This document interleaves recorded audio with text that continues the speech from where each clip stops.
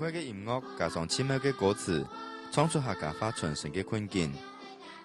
联络国小歌有办15只小朋友，纯正嘅歌声，政府嘅评审，是上第106支学客话专辑1位金曲奖。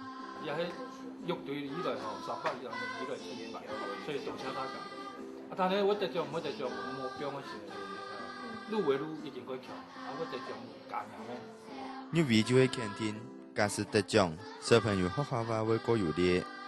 同大家講啊，聯絡國小嘅客話唔會參與，因為雖然你窮人比講，因為通過嘅會不受到安泰嘅肯定。最主要因為從客家講係過快樂。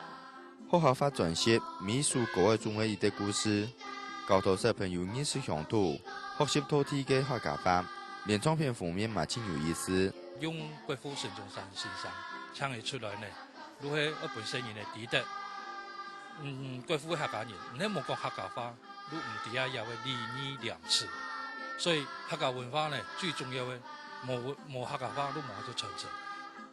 傅明雄表示，推出客語專輯，用意就係要從細開始，引導小朋友學習土地嘅客家話。